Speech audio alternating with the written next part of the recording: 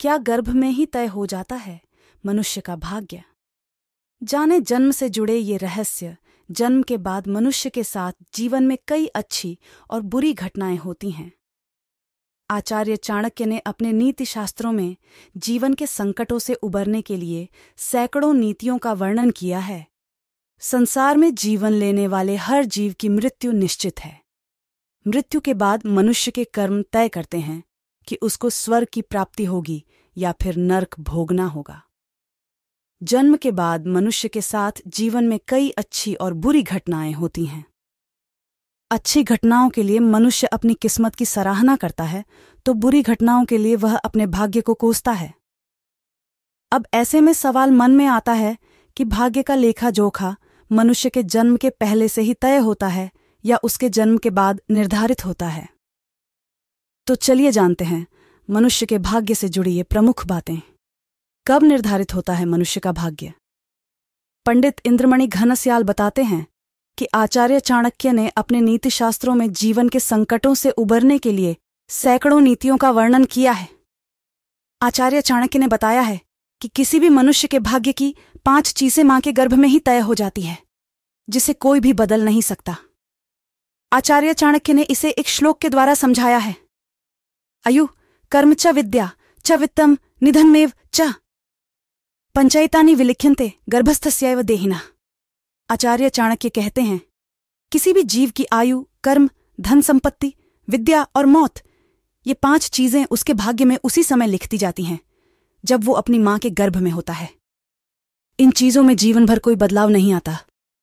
जिसकी जितनी उम्र होगी वो उतना ही जीता है। मनुष्य का लक्ष्य क्या?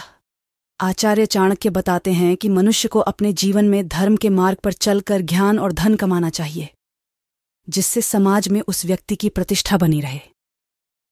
आचार्य चाणक्य ने अपने नीति शास्त्रों में एक श्लोक के द्वारा इस बात को समझाया है। जन्म जन्मणि मत्रेषु मरणम तस्य केवलम। आचार्य चाणक्य कहते हैं कि मनुष्य को अपने जन्म के बाद धर्म, अर्थ, काम और मोक्ष, यह 4 चीजें प्राप्त कर लेनी चाहिए। धर्म के कार्य करते हुए व्यक्ति को धन संपदा प्राप्त करनी चाहिए। उसके बाद विवाह कर अपना गृहस्थ जीवन शुरू करना चाहिए और अंत में मोक्ष की प्राप्ति के लिए भगवान की स्तुति और अच्छे कार्य करने चाहिए। इस प्रकार किसी भी मनुष्य के भाग्य का लेख उसके जन्म के पहले से ही तय हो जाता है। आचार्य चाणक्य ने जीवन में आने वाले संकटों से उबरने के लिए अपनी चाणक्य नीति में सैकड़ों नीतियों का उल्लेख किया है।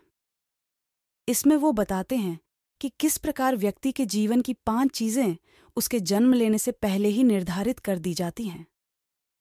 साथ ही वो बताते हैं कि किस प्रकार की स्थिति में जगह को छोड़कर भागने वाला व्यक्ति सफल होता है।